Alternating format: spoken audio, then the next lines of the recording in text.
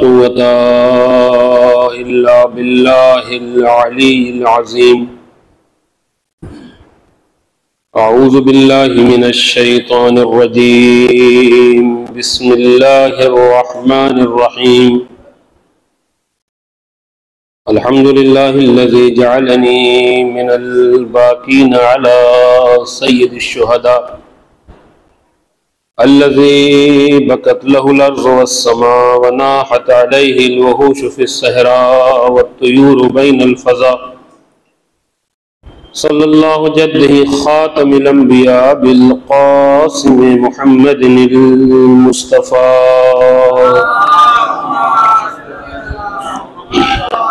وعلى أبيه بالأوصياء وأخيه أخي العلم والوفاء وأمه سيدة النساء وآله المعصومين النجبى وأنصاره مرملين بالدماء وسائر المستشهدين في الأرض كربلاء. ولعنة الله على قاتليه الأعداء وظالميه الأشقياء ما دام الصبح والمساء. أما بعد، فقد قال الإمام الحسين عليه الصلاة والسلام: إن الناس عبيد الدنيا والدين لائق على ألسنتهم. صلوات پڑھیں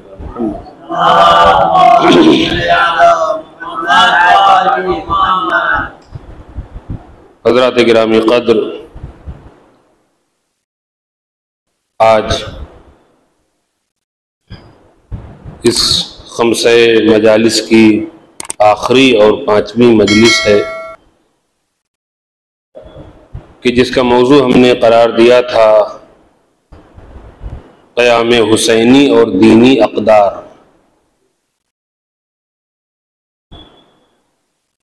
کوشش کی تھی کہ وہ معروضات اور وہ حادثات و واقعات کہ جو قیام حسینی کے سلسلے میں رونما ہوئے وہ آپ کی خدمت میں بیان کیے جائیں. البتہ وقت اتنا نہیں تھا کہ تفصیلاً آپ کی خدمت میں کچھ ذکر کیا جا سکتا ہو، لہذا آج آخری مجلس ہے تو اپنی تمام باتوں کو سمیٹ کر نتیجہ آپ کی خدمت میں بیان کرنا چاہوں گا.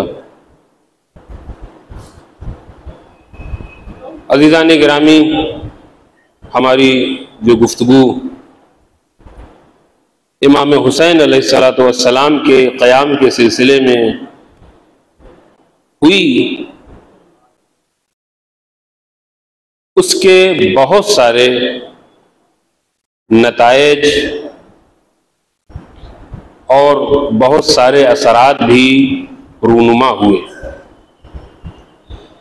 اس لیے کہ کائنات میں اگر کسی کا قیام کامیاب ترین قیام کہا جا سکتا ہے، اگر کوئی انقلاب کامیاب ترین انقلاب کہا جا سکتا ہے، اگر کوئی انقلاب 1400 برس کے بعد بھی اسی آب و تاب کے ساتھ باقی ہو تو وہ انقلاب کربلا ہے، وہ قیام امام حسین علیہ السلام ہے.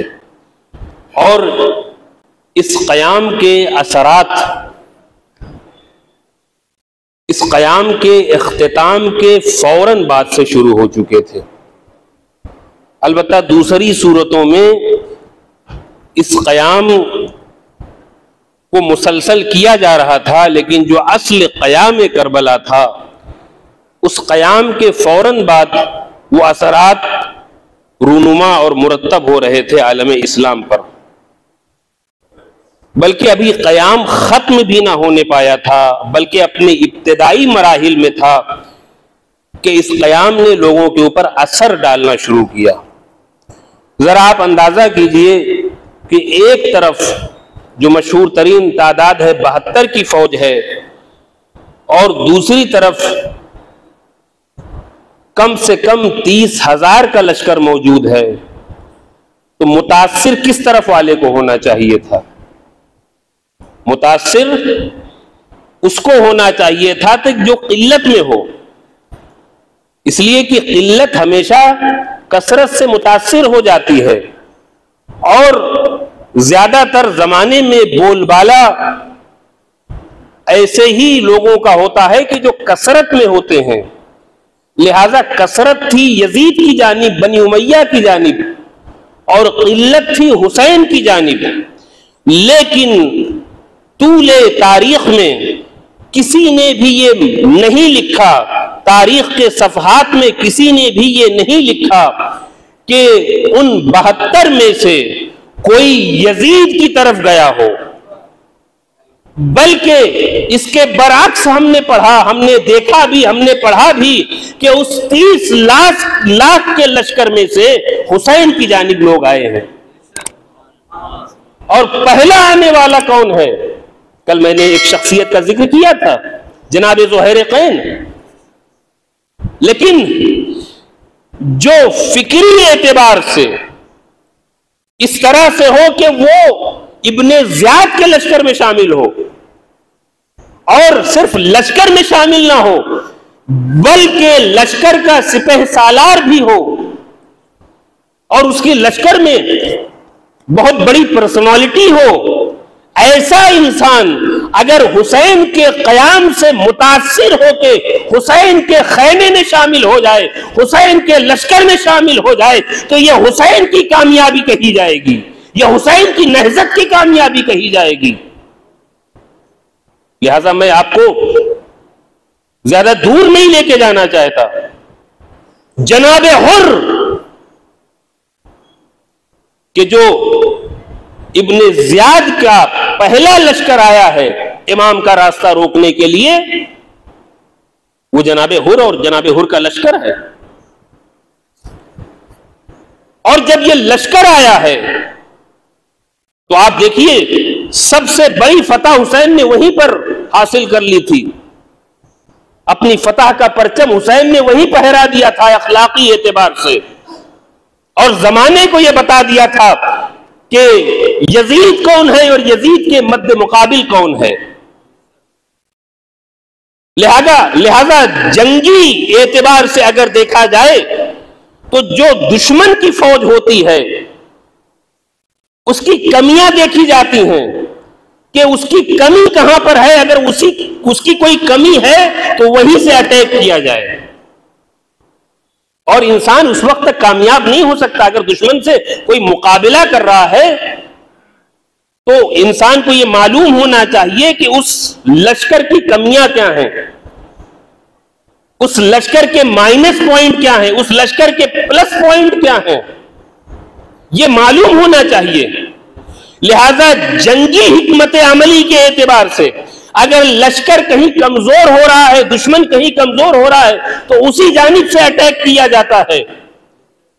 لیکن یہ عام جنگ نہیں تھی، یہ حسین دنیا کو جنگ کا سلیقہ بتانے کے لیے آئے تھے.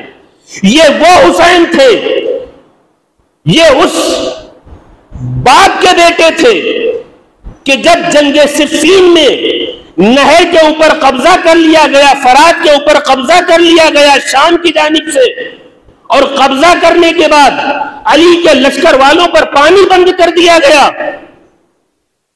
تو امام نے یہ نہیں کہا کہ جا کے ان سے پانی طلب کرو. امام نے اپنے لشکر والوں کو جمع کیا اور کہا کہ ان سے جس بات کی امید تھی وہی انہوں نے کیا، لیکن ہمارا فریضہ یہ ہے کہ ہم آخری دم تک لڑیں اور اس دریا کو، اس نہر کو کہ جو ہم سے چھینا گیا ہے، ہم پھر سے واپس لے لیں. لہذا اس لشکر کا حصہ امام حسین بھی تھے. امام حسین نے بڑے نزدیک سے مولا کا یہ کارنامہ دیکھا ہے، اور اس کے بعد بھی چند لمحوں میں اس دریا کو کہ جسے شام والوں نے چھین لیا تھا پھر سے امام کے قبضے میں آ گئی. لیکن وہ شام والے کہ جنہوں نے دریا کو قبضے میں لینے کے ساتھ ہی پانی بند کر کے اپنے اخلاقی اعتبار کا نشان بتا دیا تھا کہ ہم اخلاقی اعتبار سے کیسے ہیں، فوراً جب امام کے قبضے میں وہ دریا آیا تو امام نے اپنے سپاہیوں سے کہا کہ دیکھو خبردار، سپاہیوں میں کچھ کہا بھی لوگوں نے کہ ہم بھی اسی طریقے سے کریں گے کہ جس طریقے سے لشکر شام نے آپ کے ہمارے اوپر پانی بند کیا. کہا نہیں، کرامات انسانی ہماری نظر میں ہے. وہ ولو دشمن کا لشکر ہے، ولو وہ دشمن ہے ہمارے، ہم سے لڑنے کے لیے آئے ہیں، لیکن ہے تو انسان، لہذا ہم ان کے اوپر پانی نہیں بند کر سکتے. اب جب ہور کا لشکر آیا تو تاریخ میں لکھا، آپ نے سنا ہے متعدد موقعوں پر، ہر وقت سنتے رہتے ہیں کہ ہور کا لشکر پیاسا ہے، اور اتنا پیاسا ہے کہ لشکر والوں کی بات تو چھوڑ دیں، گھوڑوں کی زبانیں بھی باہر نکلی ہوئی ہیں. گھوڑے بھی پیاس سے جاں بلب ہیں، جانور بھی پیاس سے جاں بلب ہیں. یہاں پر اگر حسین کی جگہ کوئی اور ہوتا تو کیا کرتا؟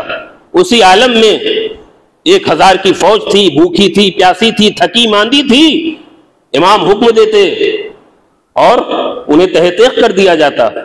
لیکن یہ امام ہیں، یہ جنگی سلیقہ بتانے کے لیے ہمیں آئے ہیں کہ دیکھو جنگ میں انسانی اقدار کی پامالی نہیں کرنی چاہیے. ولو جنگ ہماری کسی سے ہو رہی ہو لیکن انسانی اقدار کی پاسداری ہونی چاہیے. آج کل کی جو جنگیں ہوتی ہیں آپ نے دیکھا ہے کہ آج ایسے ایسے ہتھیار بنا لیے گئے ہیں کہ اس میں ہزاروں بے گناہ افراد مارے جاتے ہیں. آج ایٹم بم بنایا ہے ہم نے، اس دنیا نے ایٹم بم بنایا ہے. بعض ملکوں نے مجبوری کے اعتبار سے ایٹم بم بنایا، لیکن بعض ملکوں نے اسی نیت سے ایٹم بم بنایا ہے کہ لوگوں کو مسخر کیا جائے، ملکوں کو فتح کیا جائے. اور جب ہیروشیما اور ناگاساکی میں آپ نے دیکھا کہ جب ایٹم بم گرایا گیا تو لاکھوں بے گناہ لوگ مارے گئے. یعنی دشمن یہ نہیں دیکھتا کہ مارا کون جا رہا ہے، بچے مارے جا رہے ہیں، بوڑھے مارے جا رہے ہیں، عورتیں ماری جا رہی، کون مارا جا رہا، اس سے مطلب نہیں ہے. ہمیں تو فتح چاہیے، ہمیں تو کامرانی چاہیے، ہمیں تو جیتنا ہے. لیکن حسین کے مقابلے میں جو آئے ہیں وہ سب کے سب جنگی پہلوان ہیں، سب کے سب جنگ کرنے کے لیے آئے ہیں. اگر حسین ان کے اوپر حملہ بھی کر دیں گے تو اس کا جواب ہے بھائی ہم سے لڑنے کے لیے آئے ہیں. نہ ہم نے عورتوں کو مارا، نہ ہم نے بوڑھوں کو مارا، نہ ہم نے اور کسی کو مارا. ہم نے تو ان کو مارا ہے کہ جو ہم سے لڑنے کے لیے آئے ہیں، جن کے ہاتھوں میں تلواریں ہیں، نیزے ہیں. لیکن امام حسین علیہ الصلوۃ والسلام نے حکم دیا کہ ان سب کو پانی پلایا جائے. پانی پلایا گیا. اور اسی لشکر کا ایک انسان بیان کرتا ہے کہ میں اتنا زیادہ پیاسا تھا کہ جب میرے سامنے مشکیزہ لایا گیا تو میں پانی نہیں پی پا رہا تھا. حسین کرسی پر بیٹھے ہوئے تھے، یہ نظارہ دیکھ رہے تھے. ایک مرتبہ حسین خود میرے قریب آئے اور قریب آنے کے بعد اپنے چلو سے مجھے پانی پلایا. اللہ اکبر! یہ حسین کا کردار تھا، اور یہی کردار حسین کا اس بات کا سبب بنا کہ جب حر کے کانوں میں علاتش کی صدائیں سنائی پڑیں تو حر کو احساس ندامت ہوا. حر نے یہ سوچنا شروع کیا کہ ایک وہ ہے کہ جس نے مجھے پانی پلایا، خود مجھ کو نہیں میرے گھوڑوں کو بھی پانی پلایا، آج میں ان کے بچوں کی پیاس کا سبب بنا ہوں. لہذا یہ حسین کی پہلی فتح تھی، حسین کی پہلی کامیابی تھی. یہ کربلا کے قیام کا اثر تھا کہ جس نے حر کو، کہ جو ایک سردار لشکر تھا، حسین کے خیمے میں لا کے کھڑا کر دیا.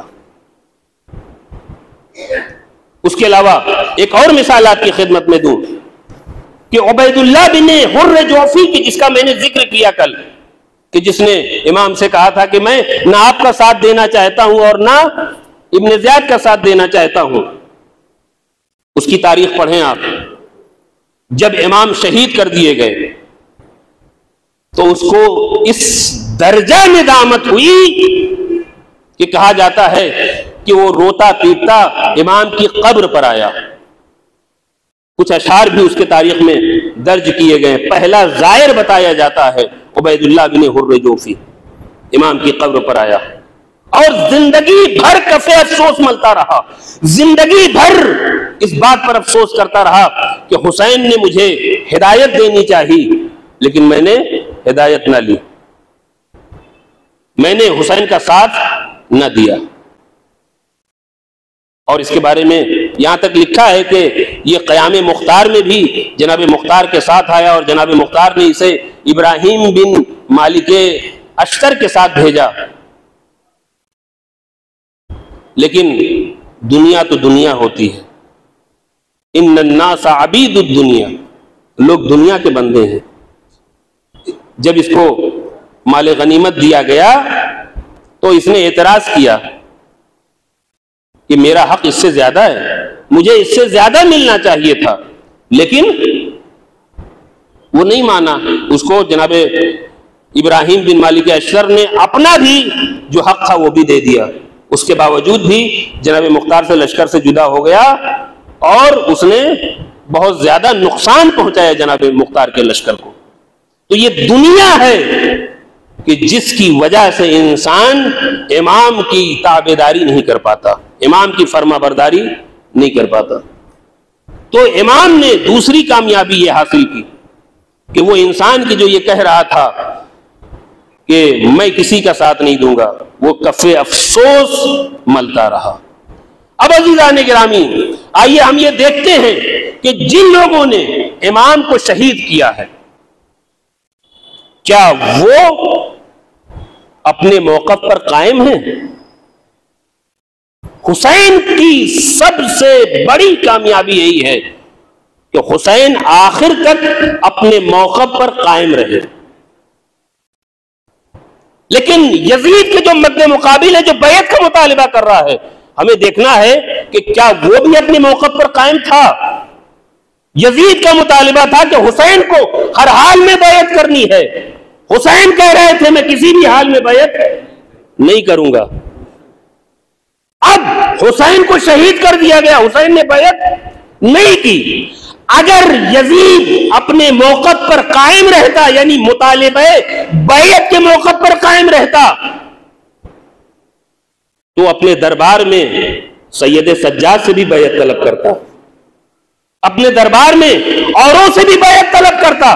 لیکن اس کا کربلا کے واقعے کے بعد بیعت نہ طلب کرنا یہ بتاتا ہے کہ یزید ہار گیا، حسین جیت گئے. ایک صلوات پڑھیں بر محمد والے محمد.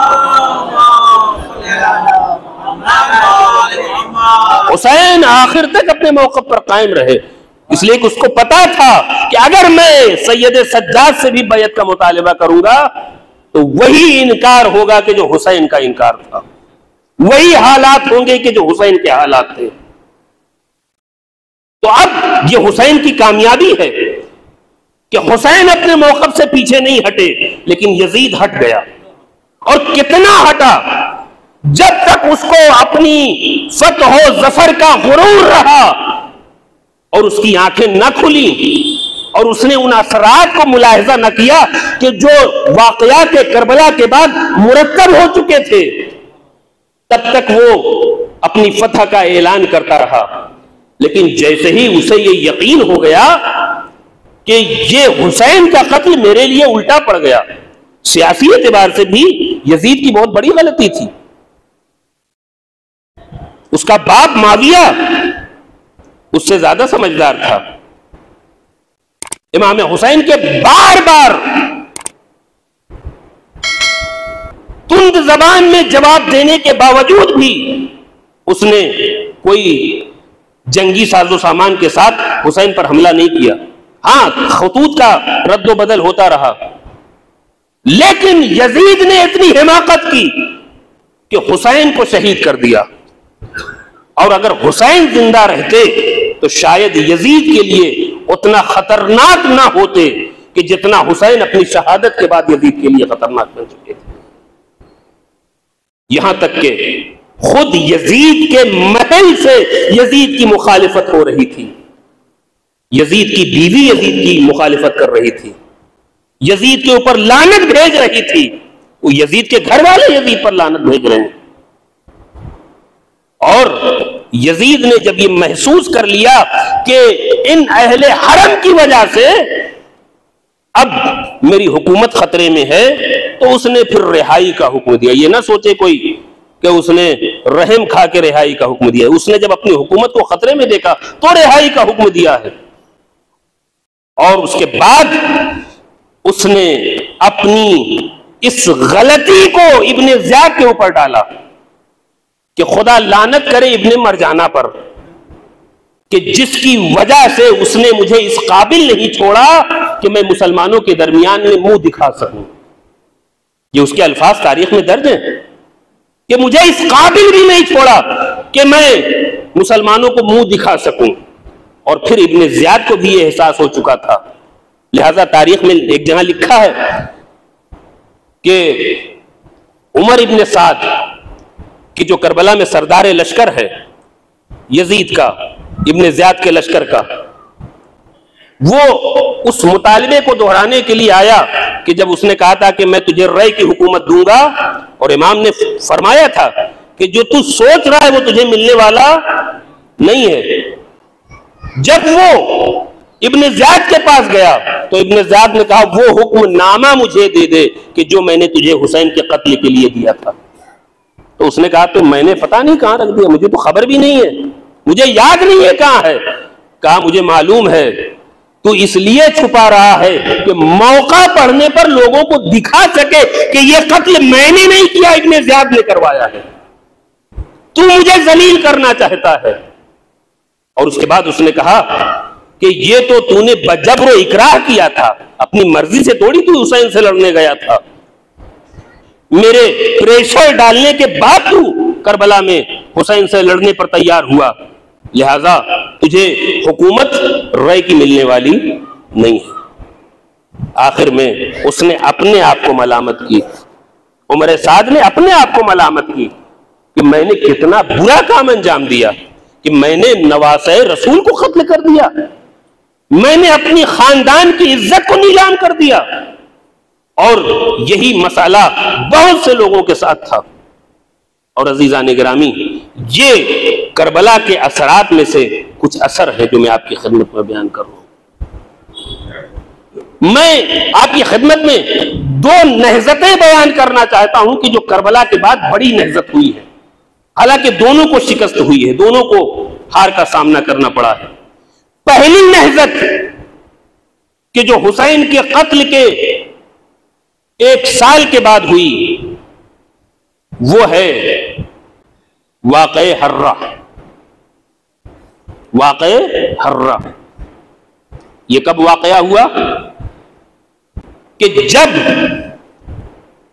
حسین کی شہادت کی خبر مدینے میں پہنچی اور لوگوں کو یہ پتا چلا کہ کیا کیا حسین کے ساتھ کیا گیا، حسین کے اہل حرم کو سر برہنہ بازار کوفہ و شام میں پھرایا گیا، تو وہ لوگ کہ جو حسین کے قیام کے وقت سو رہے تھے، وہ لوگ کہ جب حسین نے قیام کیا تو حسین کے شانہ بشانہ چل کر یزید کے خلاف میں کھڑے ہوئے، آج ان لوگوں نے اپنا ایک وفد بھیجا کہ جس میں جناب عبداللہ بن حنطلہ بھی تھے، غسیل الملائکہ کے لقب سے جن کو یاد کیا جاتا ہے۔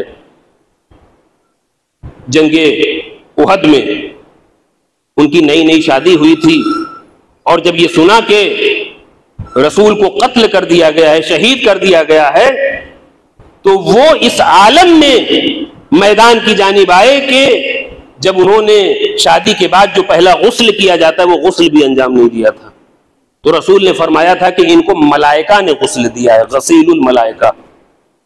آپ ذرا اندازہ کیجئے کہ رسول کے اوپر اپنی جانوں کو نثار کرنے والے جب فرزند رسول یزید کے خلاف کھڑا ہو رہا تھا تو خاموش تھے، اور وہ کچھ ایک وفد لے کے شام میں آئے. اب جب وفد شام میں پہنچا تو اس نے دیکھا کہ یزید تو شراب خور ہے, یزید تو میمون باز ہے, اور جتنی چیزیں یزید سے رونما ہو رہی تھیں سب کی خبر لے کے یہ دوبارہ مدینے میں آئے. اب جب لوگوں نے حالات پوچھنا چاہا تو انہوں نے حالات بتایا کہ اس سے پہلے ہم نے کبھی اس طرح سے نہیں دیکھا کہ کوئی حاکم اسلام ایسا ہو کہ جو کھلم کھلا شراب پی رہا ہو, جو اتنی شراب پی رہا ہو کہ نماز اس کی قضا ہو جاتی ہو. اور علامہ جلال الدین سیوطی نے اپنی کتاب تاریخ الخلفاء میں لکھا کہ ان لوگوں کا کہنا تھا کہ جو یزید کے پاس سے ہو کے آئے تھے کہ جب ہم نے یزید کی کارستانیوں کو دیکھا, یزید کے افعال کو دیکھا, تو ہمیں ایسا محسوس ہو رہا تھا کہ اب عذاب خدا پتھر کی صورت میں ہمارے اوپر نازل ہو جائے گا, ہم سب عذاب سے دوچار ہو جائیں گے. لہذا ہم نے اب یہ فیصلہ کیا ہے, انہوں نے کہا کہ ہم نے یہ فیصلہ کیا ہے کہ اب یزید کی بیعت کا قلادہ پھینک دیں گے اور یزید کے خلاف قیام کریں گے. حالانکہ یہ بھی ملتا ہے کہ ان کو لاکھوں درہم و دینار سے نوازا گیا تھا اور ان کی بڑی زبردست آؤ بھگت کی گئی تھی شام کے دربار میں. کیوں؟ تاکہ یہ جا کے اچھی رپورٹ دیں. آج بھی ہمارے یہاں بھی ہوتا ہے کبھی کبھی اچھی رپورٹ دینے کے لیے ادھیکاریوں کو دینا پڑتا ہے تھوڑا بہت. اسی طریقے سے اس وقت بھی اچھی رپورٹ دینے کے لیے پیسہ دیا گیا, درہم و دینار دیے گئے, لیکن اسی وفد میں ایک انسان جس کا نام منذر ہے, اس کا یہ کہنا تھا کہ حالانکہ مجھے 1,00,000 درہم دیا گیا ہے لیکن پھر بھی میں یزید کی کارستانیوں کو بتانے سے باز نہیں آؤں گا. اور پھر اس نے وہ تمام چیزیں بتائی. اور اسی تاریخ الخلفاء میں لکھا ہے کہ کہنے والے نے یہ کہا کہ یزید وہ ہے کہ جو اپنی باپ کے تصرف کردہ کنیزوں کو بھی نہیں چھوڑتا, اپنی بہنوں اور پھوپھیوں سے بھی تجاوز کرتا ہے. ایسا انسان تھا یزید. لیکن مجھے تعجب ہے ان مدینے والوں پر کہ جب حسین چیخ چیخ کے کہہ رہے تھے کہ شارب الخمر ہے یزید, ناقص العید ہے یزید, یزید کھلم کھلا شراب پیتا ہے, یزید دیندار نہیں ہے, اس وقت وہ لوگ کیوں بیدار نہیں ہوئے؟ اور اس واقعہ حرہ میں کیا ہوا کہ جب انہوں نے یزید کا چچا زاد بھائی تھا عثمان, اسے گورنری سے برخاست کر دیا اور اس کے بعد مدینے کے اوپر قبضہ کر لیا گیا. اب جب یہ خبر شام میں پہنچی تو یزید نے مسلم بن عقبہ کو 5,000 کا لشکر دے کر بھیجا اور یہ تاکید کی کہ جب تمہارا اختیار مدینے پر ہو جائے, مدینے پر جب تمہارا قبضہ ہو جائے تو 3 دن کے لیے مدینہ تمہارے لیے حلال ہے, جو چاہو کرو, جتنا لوٹنا ہو لوٹنا. لہذا یہی ہوا کہ جب یزیدی فوج کا مدینے کے اوپر تصرف ہو گیا اور ان کا قبضہ ہو گیا تو جتنے بھی مقابل میں تھے سب کو قتل کیا گیا. اور اس کے بعد تاریخ نے لکھا کہ 70 صحابہ کو شہید کیا گیا, 700 حافظان قرآن کو قتل کیا گیا, 1000 عورتوں سے تجاوز کیا گیا. یہ کون کر رہا ہے؟ یہ اس کا لشکر کر رہا ہے کہ جس کو یہی مدینے والے امیر المومنین کہہ رہے تھے. اتنا نقصان اگر آج اٹھانا پڑا ہے مدینے والوں کو تو اس خاموشی کے نتیجے میں اٹھانا پڑا ہے کہ جب حسین مدینے سے نکل رہے تھے تو حسین اکیلے تھے, مدینے والے خاموش تھے. یاد رکھیے, اگر ہم نے بھی کہیں خاموشی اختیار کی تو ہمیں اس کی بہت بڑی قیمت چکانی پڑے گی. آج اگر کوئی مرد مجاہد استکباری قوتوں کے خلاف کھڑا ہوا ہے اگر کوئی مرد مجاہد ظلم کے خلاف کھڑا ہوا ہے اور اگر آج ہم نے اس کا ساتھ نہ دیا تو کل وہی ظلم ہمارے اوپر بھی ہونے والا ہے، لیکن اس سے بدتر حالات ہوں گے ہمارے لیے، جیسے کہ مدینے والوں کے لیے ہوئے۔ اور ان تجاوز جن کے ساتھ تجاوز کیا گیا، جن عورتوں کے ساتھ، وہ کوئی یہود و نصارہ کی عورتیں تھوڑی تھی، انہی صحابہ کے گھر کی عورتیں تھیں۔ مدینہ صحابیوں سے بھرا ہوا تھا، لیکن عزیزان گرامی جب حسین کا ساتھ نہ دیا گیا تو اس کا نتیجہ یہ ہوا۔ یزید کی یہ کارستانی دنیا کے سامنے عام ہوئی۔ تو اب عزیزان گرامی حالانکہ یہ نہضت، حالانکہ یہ جو یزید کے خلاف پروٹیسٹ تھا یہ شکست سے دوچار ہوا، لیکن یہ حسین کی شکست نہیں تھی بلکہ حسین کی فتح تھی۔ وہ مدینے والے کے جو بولنے کو تیار نہیں تھے، وہی مدینے والے آج یزید کے گورنر کو مدینے سے باہر نکال رہے تھے۔ آج وہی مدینے والے یزید کو برا کر رہے تھے۔ یعنی حسین کے قیام پر جو مسئلہ ہو سکتا تھا اس وقت کہ حسین کے قیام کو داغدار کیا جا سکتا تھا، وہ نہیں ہو سکا، بلکہ حسین کا قیام آگے بڑھ گیا۔ تو یہ پہلی نہضت تھی، باقاعدہ مسلحانہ نہضت، اور اس میں تمام لوگوں کو، اور یہ بھی تاریخ میں لکھا ہے عزیزان گرامی، آپ دیکھیں کہ جو لوگ اس زمانے میں بھی مسلمان ہونے کے بعد یزید کو رضی اللہ کہتے ہیں، یزید کے لیے احترام کے قائل ہیں، ان کو دیکھنا چاہیے کہ یزید نے کسے قتل کیا؟ صحابہ کو قتل کیا ہے۔ کسے قتل کیا؟ حافظان قرآن کو قتل کیا ہے۔ کس کے ساتھ تجاوز کیا؟ صحابہ کے گھر والیوں کے ساتھ تجاوز کیا گیا، ان کی بیٹیوں کے ساتھ تجاوز کیا گیا، اور جنہیں گرفتار کیا گیا تھا، تاریخ نے لکھا کہ ان سے بیعت تو لی گئی لیکن انہیں اپنا غلام بنایا گیا کہ اب تمہارے اوپر یزید کا پورا اختیار ہوگا، یزید جو چاہے تمہارے ساتھ کرے۔ اور اس کے بعد جو دوسری نہضت تھی وہ مکے میں رونما ہوئی کہ جہاں عبداللہ بن زبیر تھے، جو پہلے سے اسی طاق میں تھے کہ حسین یہاں سے چلے جائیں تو اس کے بعد ہماری حکومت قائم ہو جائے۔ حالانکہ وہی خونخواہی امام حسین علیہ السلام کا بہانہ بنایا اپنی حکومت کو ثابت کرنے کے لیے۔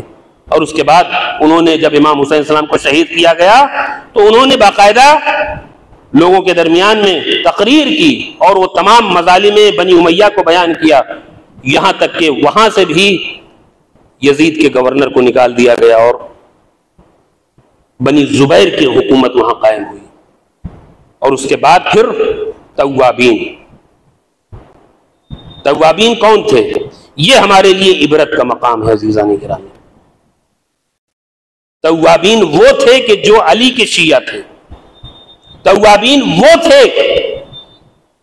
کہ جو حسین کے شیعہ تھے، توابین وہ تھے کہ جنہوں نے خط لکھ کر امام کو بلایا تھا۔ البتہ یہاں پر ایک غلط فہمی پیدا کی جاتی ہے ہمارے مد مقابل کے ذریعے سے کہ شیعوں نے خود بلایا اور خود شہید کیا۔ یہ ہے نا عزیزان گرامی، یہ کہاں کوئی ثابت کر سکتا ہے کہ حسین کو جنہوں نے بلایا حسین کے شیعوں نے، انہوں نے حسین کو قتل نہیں کیا۔ وہ صرف اتنا گنہگار تھے کہ حسین کو بلایا اور حسین کا ساتھ نہ دے سکے، لیکن کربلا میں حسین کے شیعوں میں کوئی نظر نہیں آئے گا۔ حسین کو قتل کرنے والے ابن زیاد کے حامی تھے، بنی امیہ کے حامی تھے، لیکن ہاں ان کو اتنا احساس ہو چکا تھا کہ جو حسین ہماری ہدایت کے لیے آ رہے تھے، جن کو ہم نے دعوت دی تھی، جن کو ہم نے بلایا تھا، آج حسین ہماری وجہ سے شہید ہوئے۔ اور جب جناب مسلم بن عقیل کو گرفتار کیا گیا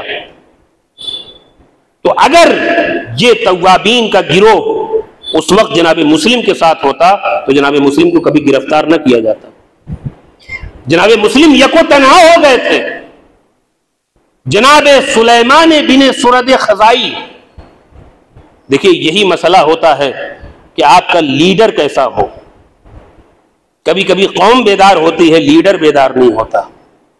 کبھی کبھی قوم بیدار ہوتی ہے، قائد بیدار نہیں ہوتا. لہذا قائد ایسا چنا جانا چاہیے کہ جو زمانہ شناس ہو، جس کا ہاتھ زمانے کی نبض پر ہو اور زمانے کو پہچانتا ہو.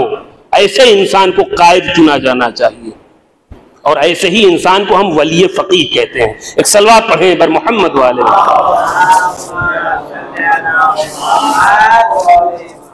اگر اس وقت صحیح فیصلہ لے لیا جاتا تو جناب مسلم بن عقیل شہید نہ ہوتے، اور امام حسین کی نہضت جنگی اعتبار سے کامیاب ہو جاتی. لیکن چونکہ بہت سے لوگوں نے ساتھ نہ دیا، اب جب امام شہید ہو گئے تو انہیں احساس ہوا، اور جب احساس ہوا تو اب اس کے بعد پھر وہی بات دہرائی گئی کہ اگر انسان کوئی قیام کرتا ہے، حالانکہ ان کا قیام مخلصانہ قیام تھا، انہیں اپنی غلطی کا احساس تھا کہ کل ہم نے حسین کا ساتھ نہیں دیا. کل حسین جناب سلیمان بن سورد خزائی کہہ رہے تھے کہ کل ہم حسین کا راستہ دیکھ رہے تھے اور یہ چاہ رہے تھے کہ حسین آئے، لیکن جب حسین آئے تو ہم نے حسین کا ساتھ نہ دیا بلکہ حسین ہمارے ملک میں شہید کر دیے گئے، حسین ہمارے شہر کے قریب شہید کر دیے گئے اور ہم کچھ نہ کر سکے. لہذا اب اس کی بنیاد پر ہم ان لوگوں کو قتل کریں گے کہ جو جو حسین کے قتل میں شامل ہیں. تو اگر یہ بھی حسین کے قتل میں شامل تھے جیسا کہا جاتا ہے تو یہ ان لوگوں کے خلاف قیام کیوں کرتے؟ ان لوگوں کے خلاف قیام کرنا یہ بتاتا ہے کہ حسین کے قتل میں یہ شامل نہیں ہے، بدنام کیا گیا. چونکہ بنی امیہ کو اپنے مظالم پر پردہ ڈالنا تھا، اس لیے کبھی کسی کو بدنام کیا گیا، کبھی کسی کو بدنام کیا گیا، اور اسی میں جناب مختار ثقفی بھی ہیں کہ جن کو بدنام کیا گیا ہے. جناب مختار ثقفی نے خون امام کا انتقام لیا ہے، امام کے دل کو مسرور کیا ہے. البتہ تاریخیں ہیں، تاریخ کو تاریخ کے عنوان سے دیکھنا چاہیے. ہمارے ہاں سب سے بڑا مسئلہ یہ ہو گیا کہ ہم تاریخ کو عقیدہ سمجھ بیٹھے، اور جب کسی نے نئی تاریخ پیش کی تو ہم اسے برداشت نہ کر سکے.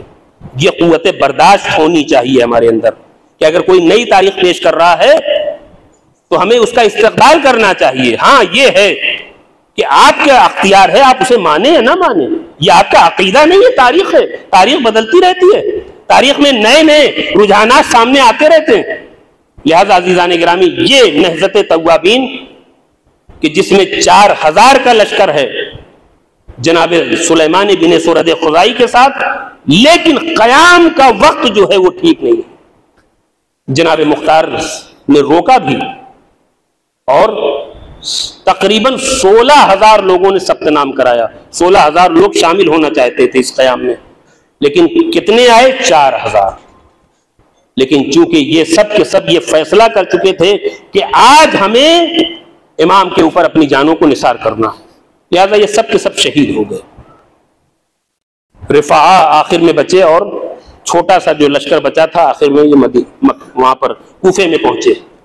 تو عزیزان گرامی، یہاں پر یہ نتیجہ نکلتا ہے کہ اگر ہم زمانہ شناس نہ ہوں گے، اگر ہم صحیح اور غلط میں پہچان نہ کر سکیں گے، تو کبھی ایسا بھی ہو سکتا ہے کہ امام کو مدد کی ضرورت ہو لیکن ہم مدد نہ کر رہے ہیں. اگر ہم زمانہ شناس ہیں تو ہمیں وہاں کھڑے ہو جانا چاہیے کہ جہاں پر ضرورت ہو. اور یہ امام کی شہادت، امام کے قیام کے اثرات میں سے ایک اثر ہے. بہت سی چیزیں میں آپ کی خدمت میں ذکر کر سکتا تھا، لیکن میں اپنی بات کو سمیٹ رہا ہوں. کربلا کا واقعہ کوئی معمولی واقعہ نہیں ہے. کربلا کا واقعہ ایک انفرادی حیثیت رکھتا ہے، ایک اجتماعی حیثیت بھی رکھتا ہے. انفرادی اعتبار سے بہت سے لوگوں نے حق کی راہ میں اپنی جانوں کو قربان کیا، جیسے سقراط نے اپنی جان کو قربان کیا،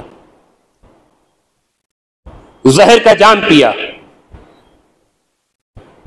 جناب یحییٰ اور زکریا شہید ہوئے، بہت سے پیغمبر شہید ہوئے، اور عیسائیوں کے بقول جناب عیسیٰ کو دار پر لٹکایا گیا، سولی پر لٹکایا گیا، وغیرہ وغیرہ. لیکن یہ جتنے بھی قیام تھے یہ سب کے سب انفرادی حیثیت رکھتے تھے، لیکن حسین کا قیام اجتماعی صورت اختیار کر گیا تھا، اس لیے کہ حسین جن کی قیادت کر رہے تھے اس میں جوان بھی تھے، بوڑھے بھی تھے، بچے بھی تھے، بچے بھی تھے، عورتیں بھی تھیں. عزیزان گرامی، ہم نے دیکھا ہے کہ اگر کسی نہضت اور کسی قیام میں جسمانی اعتبار سے فرق پایا جاتا ہو، یعنی کچھ بوڑھے ہوں، کچھ جوان ہوں، کچھ بچے ہوں، تو وہ نہضت کامیاب نہیں ہو پاتی. لیکن یہ حسین کی پہلی اور آخری نہضت ہے کہ جس میں بچے بھی ہیں، بوڑھے بھی ہیں، جوان بھی ہیں. لیکن حسین کی نہضت کا عالم یہ ہے کہ حسین یک و تنہا ہیں، لیکن تمام کے تمام اصحاب و انصار آپ کے باتوں کے اوپر اپنی جانوں کو فدا کرنے والے ہیں، آپ کے حکم کر اپنی جانوں کو. آپ پورے واقعے کربلا میں یہ نہیں دکھا سکتے کہ کہیں پر کسی نے بھی حسین کے کسی کام پر اعتراض کیا ہو، کسی اقدام پر اعتراض کیا ہو، بس سر و چشم قبول کیا. لہذا ہم یہ دیکھتے ہیں کہ ان میں وہ نوجوان بھی ہیں کہ جن کا جوش و جذبہ بہت زیادہ ہوتا ہے، لیکن حسین نے ان جوش و جذبہ کو اتنا کم کیا کہ وہ بوڑھوں کے مقابلے ساتھ آ کے کھڑے ہو گئے. بوڑھوں کو ہم نے دیکھا کہ بوڑھوں کا جوش و جذبہ کم ہوتا ہے، وہ فیصلے جو لیتے ہیں بہت دیر میں لیتے ہیں، لیکن ہم نے حسین کی قیادت میں دیکھا کہ حسین نے ان بوڑھوں کو اتنا جوشیلا بنا دیا کہ جوانوں کے ساتھ لڑ رہے تھے. عورتوں کو دیکھا ہم نے کہ عورتیں جو ہوتی ہیں وہ جذباتی ہوتی ہیں، عورتیں جو ہوتی ہیں کمزور دل کی ہوتی ہیں، لیکن ہم نے یہ کربلا کی عورتوں کو دیکھا کہ جو اپنے بچوں کو بھی قربان کر رہی تھی.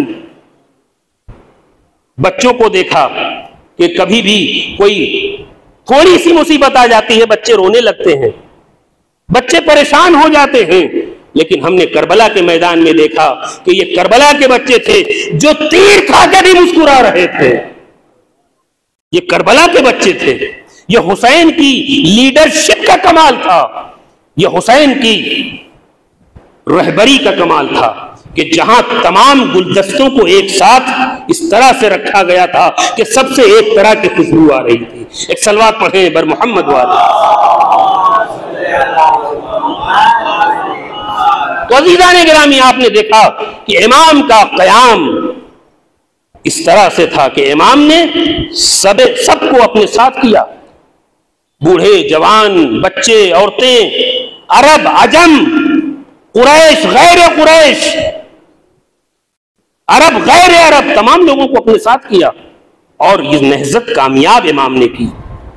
اور میرے عزیزوں، آج اگر ہمیں اپنی نہضت کو کامیاب کرنا ہے، اپنے انقلاب کو کامیاب کرنا ہے، اپنے آپ کو زمانے کے سامنے متعارف کروانا ہے، تو آج ہمیں امام کے نقش قدم پر چلنا ہوگا. اب میں آپ کی خدمت میں امام رضا کی ایک حدیث پیش کرنا چاہتا ہوں. ایک صلوات پڑھیں بر محمد.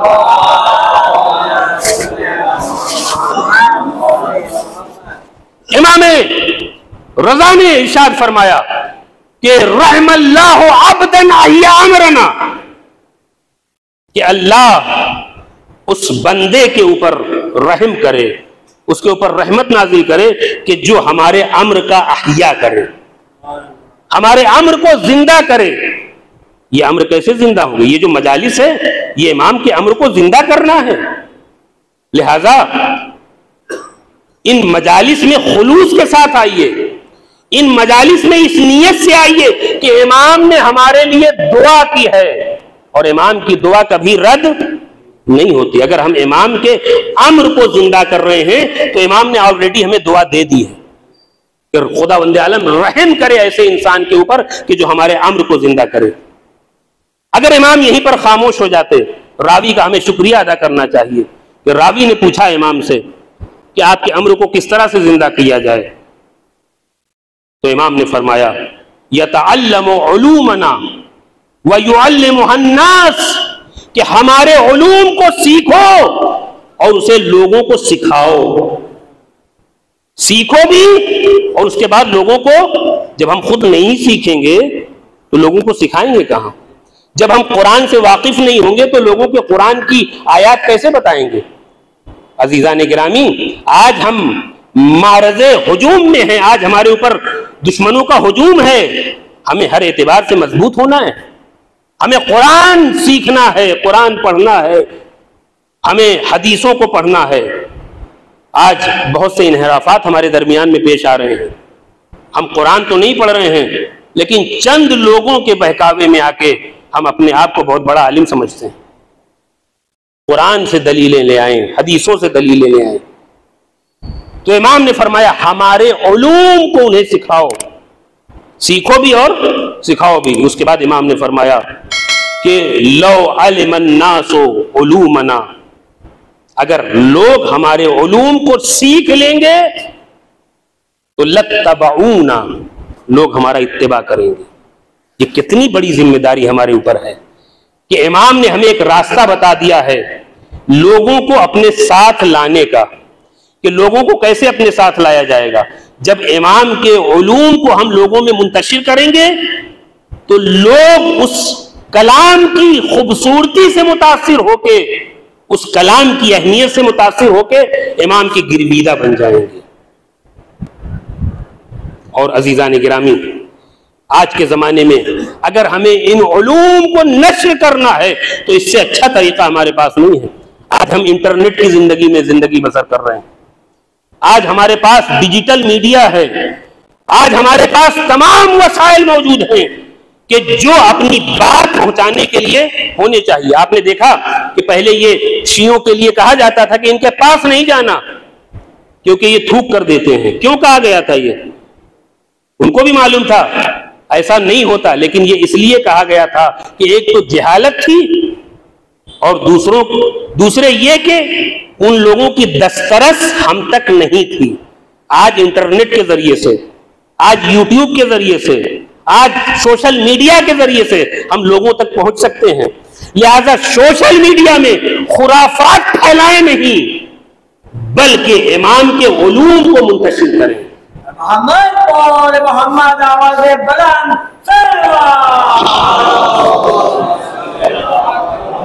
آج سوشل میڈیا کا جو استعمال ہو رہا ہے, یوز ہو رہا ہے, ہم ایک دوسرے کے اوپر کیچڑ اچھالنے کے لیے کر رہے ہیں.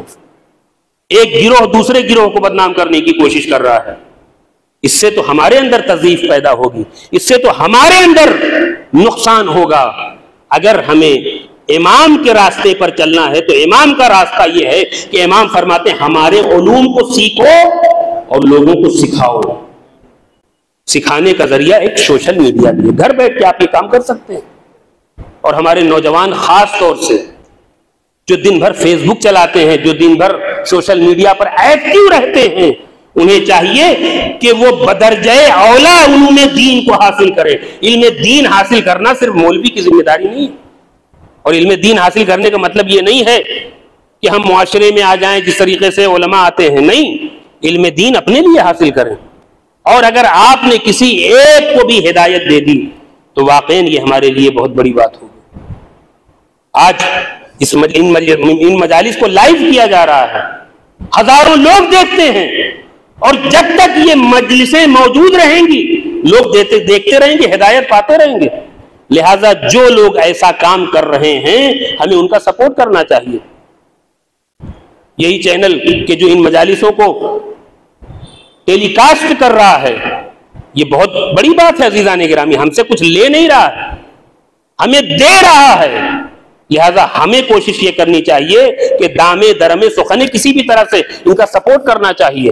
کم از کم ہم ایسے چینلوں کو, ایسے سوشل میڈیا کی ویب سائٹوں کو ہم سپورٹ تو کر سکتے ہیں نا, کہ جو دین کو پھیلا رہے ہیں, جو ہمیں مراجع کرام سے آشنا کر رہے ہیں. اور یہ زین البا 72 چینل کے بھی ہم شکر گزار ہیں کہ انہوں نے ماشاءاللہ پورے, ہم نے بمبئی میں دیکھا ہے کہ پورے بمبئی میں لائیو ٹیلی کاسٹ کیا جا رہا ہے. لیکن ایک بات کا خیال رکھنا چاہیے کہ اس پلیٹ فارم سے کوئی ایسی بات نشر نہ ہو کہ جس سے دین کو نقصان پہنچائے جائے۔ کبھی کبھی یہ ہوتا ہے کہ الٹی سیدھے ڈال کے ہم ویورز تو پیدا کر لیتے ہیں، لیکن یہ دیکھنا چاہیے کہ خدا بھی ہمیں دیکھ رہا ہے، خدا بھی ایک ویور ہے، وہ بھی ہمیں دیکھ رہا ہے۔ ایسی چیزوں کو نشر کیا جانا چاہیے کہ جس سے دین کو تقویت پہنچے، اور الحمدللہ ہمارے نوجوان کر رہے ہیں۔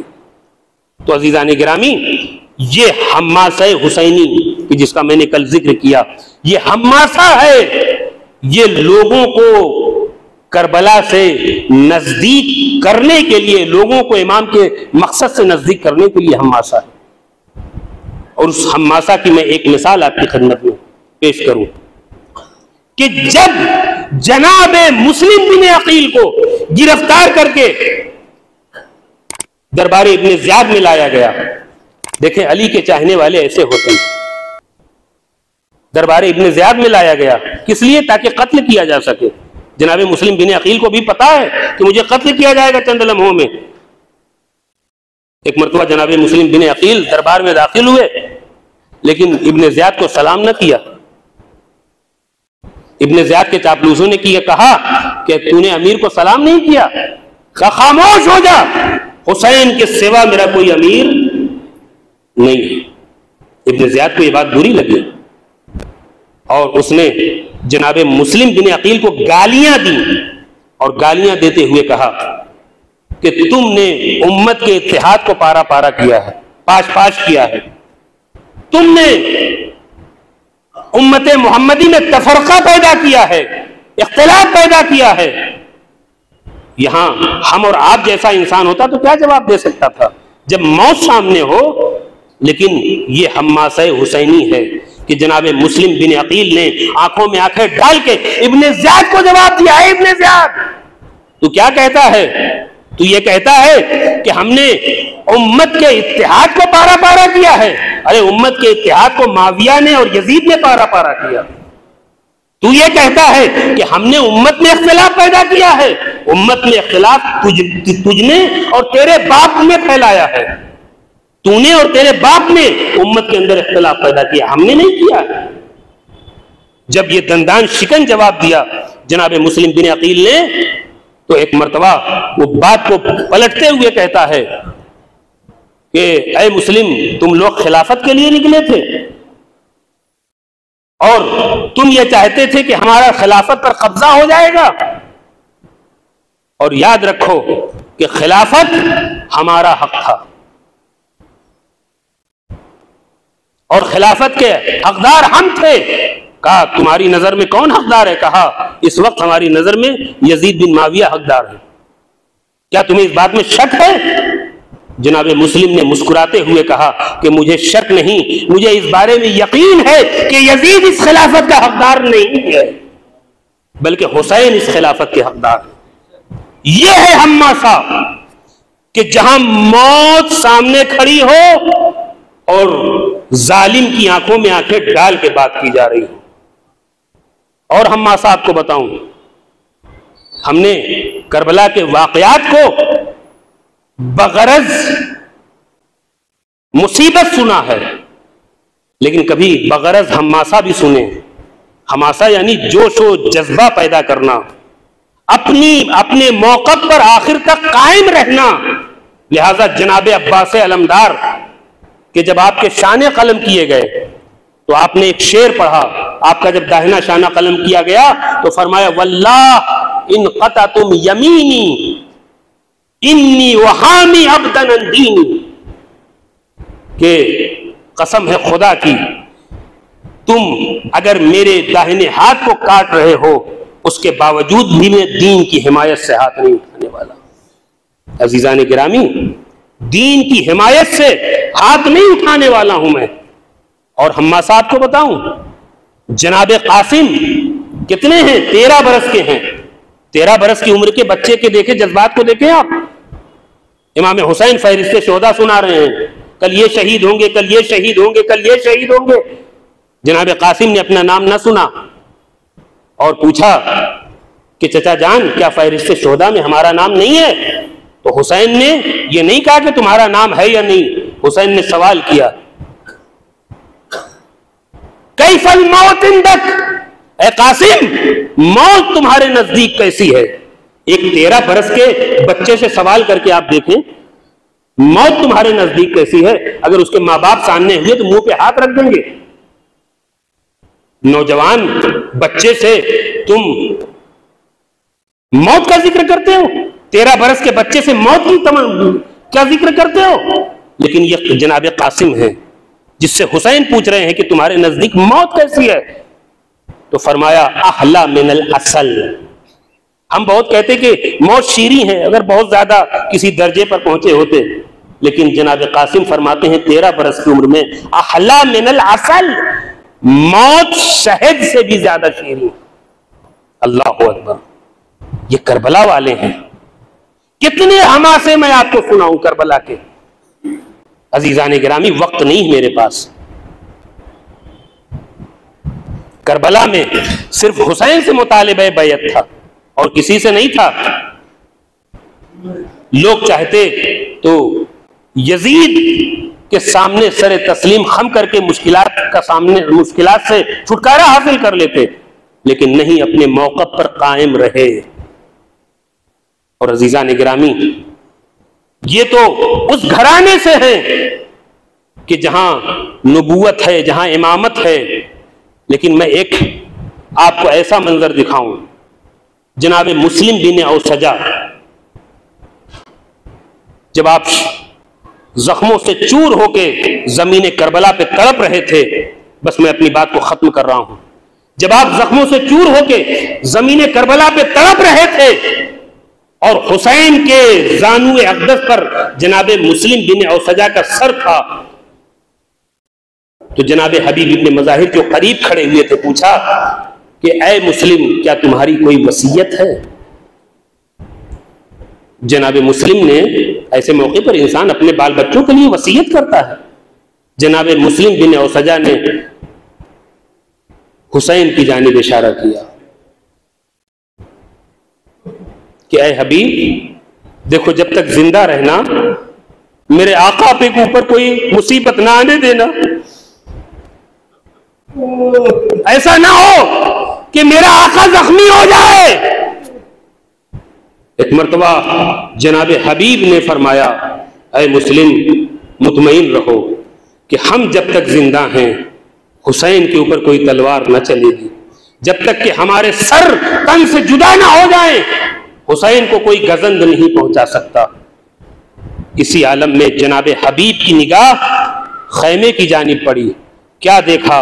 ایک چھوٹا سا بچہ خیمے کی جانب سے چلا آ رہا ہے، اس عالم میں کہ اس کی کمر میں تلوار لٹکی ہوئی ہے اور تلوار زمین پر خط دے رہی ہے۔